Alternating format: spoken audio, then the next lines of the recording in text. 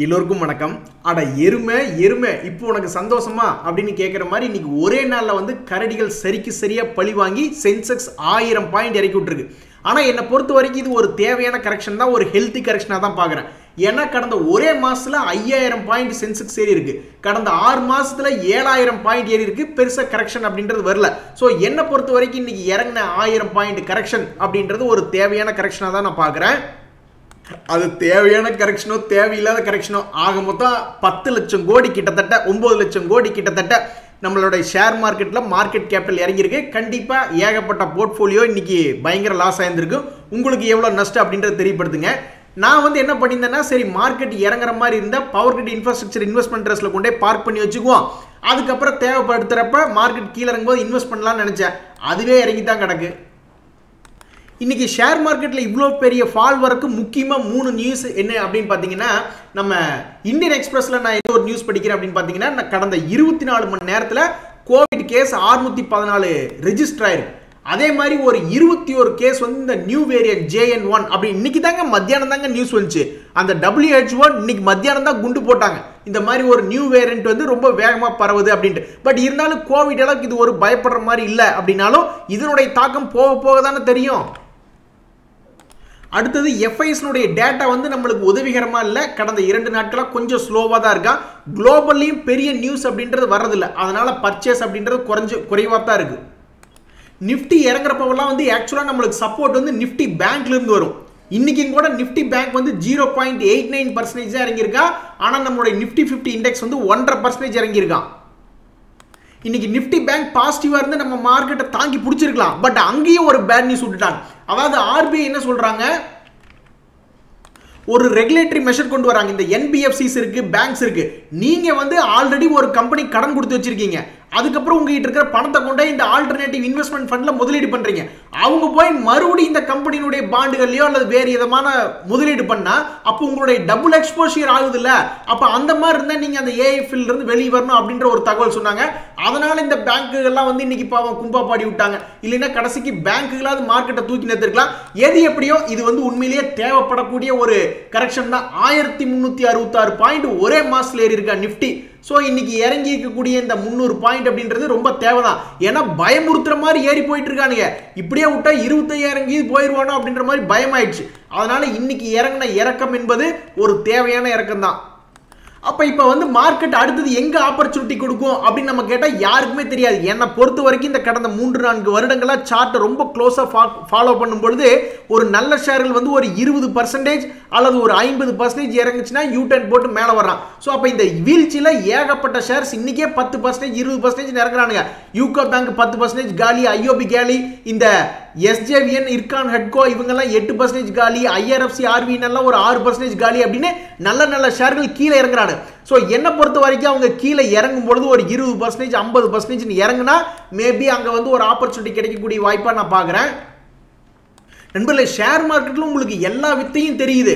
ஆனாலும் நீங்க வந்து ரொம்ப வேகமா இல்லைன்னா மத்தவங்க உங்களை முந்திக்கிட்டாங்கன்னா நீங்க என்ன பண்ணுவீங்க? ஒரு உதாரணத்துக்கு இன்னைக்கு REC லிமிடெட் அப்படின்றத பாக்குறோம். இதை பார்த்தா பியூர் ப்ராஃபிட் புக்கிங் மாதிரி தெரியுது. காலையில எந்த விதமான மூவ்மெண்ட்டும் இல்ல. அதுக்கப்புறம் கோவிட் நியூஸ் வர ஆரம்பிச்சதுல இருந்து இந்த மற்ற 2 நியூஸ்கள் நம்ம பார்த்ததுல இருந்து ஆல்மோஸ்ட் 7.5% இறங்கிட்டான். ஸோ அப்போ இது யாராவது ட்ரெயிலிங் ஸ்டாப் லாஸ் போட்டு இந்த இடத்துல யாராவது பர்ஃபெக்ட் ப்ராஃபிட் புக்கிங் பண்ணியிருந்தாங்கன்னா அவங்க உங்களை விட முந்திக்கிறாங்க அப்படின்னு அர்த்தம்.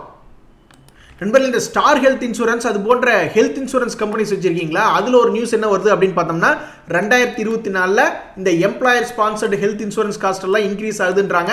ப்ராபப்ளி இது ஒரு நல்ல நியூஸா இருந்ததுன்னா அந்த கம்பெனிகளுக்கு நல்லா இருக்கும். நண்பர்களே, ஷேர் மார்க்கெட் இறங்கும் போது யாருமே தப்பிக்க முடியாது. இந்த ஆசாத் என்ஜினியரிங் அப்படின்ற IPO ஆகட்டும், அல்லது இப்போ கூட பாருங்களேன் இந்த RBZ ஜுவல்லர் அப்படின்னு ஒரு IPO இருக்கு. அவனுடைய கிரே மார்க்கெட் பிரீமியம் வந்து 30% காமிச்சவன் இன்னைக்கு மார்க்கெட் இறங்குறத பார்த்தோன்னா டபக்குன்னு 5% இறங்கிட்டான். ஆனால் இந்த ஆசாத் இன்ஜினியரிங்குடைய IPO கிரே மார்க்கெட் பிரீமியம் பார்க்குறான், அவன் ஒரு மாதிரி ஸ்டாண்டர்டாக நின்று ஆடிட்டு இருக்கான். ஸோ மார்க்கெட் என்பது இறங்க ஆரம்பிச்சதுன்னா IPOனுடைய லிஸ்டிங் கெயின் முதல் கொண்டு இப்போ IPO கிடைக்காதா நிறைய பேர் ஏங்கிட்டு இருந்திருப்பாங்க.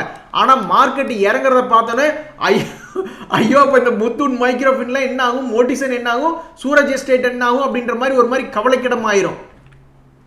பாருங்க எப்படி ஒரு நல்லா இருந்த குடும்பம் இப்படி வீணா போச்சு அப்படின்னு சில பேர் பேசிக்கிற மாதிரி ஓவர் நைட் கூட இல்லை, இது ஓவர் மத்தியானம். இந்த ஓவர் மத்தியானத்தில் எல்லாத்தையும் புலம் போட்டுட்டாங்க.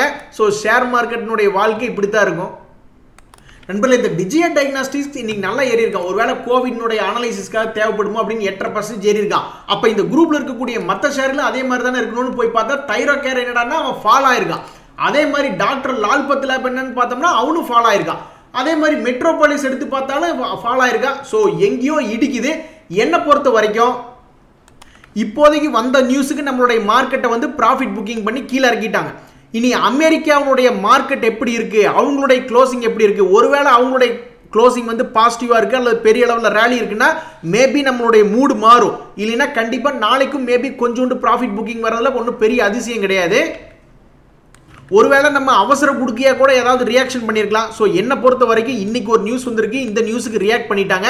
இனி நைட்டு பூரா எல்லா டிவியில் உட்காந்துட்டு ஏன் ஏறங்குச்சு என்ன ஆச்சு அப்படின்னு டிஸ்கஸ் பண்ணிட்டு ஒவ்வொரு பிரச்சனைக்கு எல்லாருமே ஒவ்வொரு பிரச்சனைக்கு சொல்யூஷன் தானே கண்டுபிடிப்பாங்க.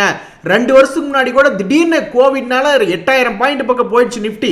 அதுக்கப்புறம் இப்போ 21000 பாயிண்ட் பக்கத்தில் இருக்கு. ஸோ இந்த பிரச்சனைக்கு என்ன சொல்யூஷன் அப்படின்றது ஒரு நாள் 2 நாள் டிஸ்கஸ் பண்ணி அப்சர்வ் பண்ணதுக்கப்புறம் தான் மார்க்கெட்டினுடைய டைரக்ஷன் என்ன ஆகும் அப்படின்றது தெரிய வரும். எப்படி பார்த்தாலும் நீங்க என்னைக்குமே இந்த முக்கியமான நியூஸ்ல மறந்துடக்கூடாது. அதுல இப்ப ஏடா இருக்கிறது என்னன்னா கோவிட். இதுக்கு முன்னாடியே நம்ம பார்த்துட்டு இருந்தது கிறிஸ்துமஸ் வரும்போது கரெக்டா செல்லிங் பிரஷர் இது வருமானு யோசிச்சுட்டு இருந்தோம். நம்மளுக்கு முன்னாடி முந்திக்கிட்டாங்க. கிறிஸ்துமஸ் அன்னையில இருந்து ஸ்டார்ட் பண்ணீங்கன்னா அதுக்கு 2 நாளைக்கு முன்னாடியே ஸ்டார்ட் பண்ணிட்டாங்க. நண்பர்களே இன்னைக்கு பெரிய குரூப் டாடா ஸ்டீல் அதையே பிடிச்சி இறக்கி விட்டாங்க. அதுவே ஒரு 5% இறங்கி இருக்கு.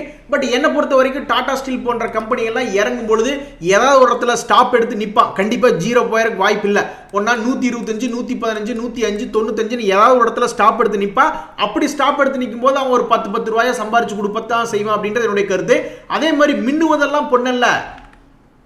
இந்த விமார்ட் அப்படின்ற ஷேர் அனலைஸ் பண்ணி பார்க்கும்போது இவன் ஒரு ட்ரெண்டிங்லியா இருக்கான். நல்லா அழகா ஏறினால் 2 வருஷம், அப்புறம் இறங்கினால் 2 வருஷம், அப்புறம் மறுபடியும் ஏறினாலும் 2 வருஷத்துக்கு ஏறி இப்போ இறங்கியிருக்கான். அப்போ மறுபடியும் ஒரு 2-3 வருஷம் கழிச்சு பார்க்கும்போது 4800 வருவான்னா அப்போ அது நம்மளுக்கு ஒரு லாபகரமான கம்பெனியா இருக்கணும். நஷ்டம் பண்ற கம்பெனியா இருந்தால் என்ன பண்றது? முதல்ல ஒரு நல்ல லாபகரமான கம்பெனியா இருந்தா அதனால ட்ரெண்டிங்லி ஏறி இறங்கிட்டு இருந்தது. இப்போ இறங்கி இருக்கு. மறுபடியும் இனி அடுத்து வரக்கூடிய குவார்டர்ல இவன் லாபம் பண்ற மாதிரி இருந்தா இந்த ட்ரெண்டிங்லி மேலே போகும். இல்லைன்னா இது வந்து மின்னுவதெல்லாம் பொண்ணல்ல அப்படிங்கிற மாதிரி ஆயிரும் அப்படின்றது என்னுடைய கருத்து. இன்னைக்கு ஷேர் மார்க்கெட்ல நம்ம எதெல்லாம் இழக்கக்கூடாதுன்னு நினைச்சோமோ அது எல்லாத்தையும் இன்னைக்கு இழக்க வச்சுட்டாங்க. அதுக்கு முக்கிய காரணம் என்னன்னு பாத்தீங்கன்னா நிஃப்டி லார்ஜ் கேப்பை விட லார்ஜ் கேப் 1.5% இறங்கியிருக்கான். ஆனால் மிட் கேப் எல்லாம் போய் எடுத்து பார்த்தோம்னா 3.5%, 4% கிட்டத்தட்ட இறங்கியிருக்கான். இதனால நம்மளுடைய போர்ட்ஃபோலியோலாம் கண்டிப்பாக கும்பா பாடுறது தான் வாய்ப்பு அதிகம் நினைக்கிறேன். நான்லாம் வந்து தீபாவளி அன்னைக்கு எடுத்தேன் இந்த HDFC மிட் கேப் ஃபண்டு. அவன்லாம் இப்போ கூட இது வந்து நேத்தத்தை கணக்கு. இனி நாளைக்கு பார்க்கல 3%, 3.5% கும்பா பாடிடும்.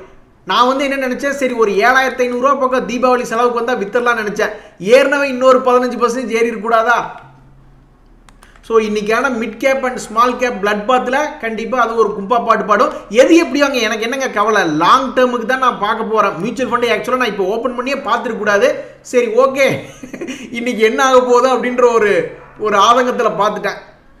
உனக்கு சோறு போட்டு வளர்த்துனதுக்கு நீ என்ன காரியத்தை பண்ணுமோ அதை சிறப்பாக பண்ணிட்டு அப்படின்ற மாதிரி இந்த நிஃப்டி 50 இண்டெக்ஸில் சேர்த்து வச்சிருக்கிற பங்குகளில் யார் இன்னைக்கு பெருசாக இறக்கி விட்டாங்க அப்படின்னு பார்த்தா எல்லாமே பெரிய ஆளுங்க. ஐசிஐசி பேங்க்ல ஆரம்பிச்சு எஸ்பிஐ, ரிலையன்ஸ்னு பார்த்தோம்னா எல்லாருமே இன்னைக்கு சேர்ந்து இன்னைக்கு நம்மளுடைய மார்க்கெட் இறக்கி விட்டுருக்காங்க. சார் வேற வழியே இல்லை, இன்னைக்கு பெரிய ஆளுகளை மார்க்கெட் இறக்கி விடும்போது கம்முனு உட்காந்துக்க வேண்டியது அப்படின்ற மாதிரி ஆயிப்போச்சு.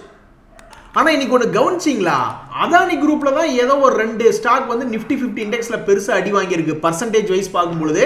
ஸோ என்னை பொறுத்த வரைக்கும் நான் தேடி பார்த்துட்டு இருந்தேன், அதானி குரூப் சம்மந்தப்பட்ட நெகட்டிவ் நியூஸ் எதுவும் வரல. மார்க்கெட்டை பொறுத்த வரைக்கும் covid, FI data, banking related news தான். நீங்கள் ஏதாவது நியூஸ் படிச்சிருந்தீங்கன்னா தெரியப்படுத்துங்க நண்பர்களே. சமீபத்தில் ஒரு டாக் போயிட்டு இருந்தது, யார் பெரிய ஆளு, நிஃப்டி பேங்க் பெரிய ஆளா, நிஃப்டி ஃபினான்ஸ் பெரிய ஆளான்னு வலைதளங்களில் டிஸ்கஸ் பண்ணிக்கிட்டே இருந்தாங்க. கடைசியில் எப்படி பார்த்தாலும் நான் தான் பெரிய திமிங்கலம். நீ என்னைக்காவது 10 ரூபாயிலிருந்து ஒரு தடவை 100 ரூபா போகலாம் ஆப்ஷன் ட்ரேடிங்கில்.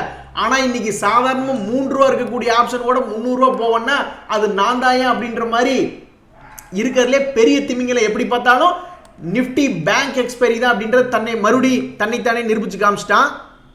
நண்பர்களே இந்த சமயத்தில் ஷேர் மார்க்கெட்டில் ஒரு சின்ன தப்பு பண்ணிட்டோம்னா கண்டிப்பாக திரும்பி எடுக்கவே முடியாது. இந்த IREDA பார்த்தீங்கன்னா இன்னைக்கு 6% கீழே இறங்கியிருக்கான். அவன் 52 வீக் ஹை வந்து 123 ரூபா.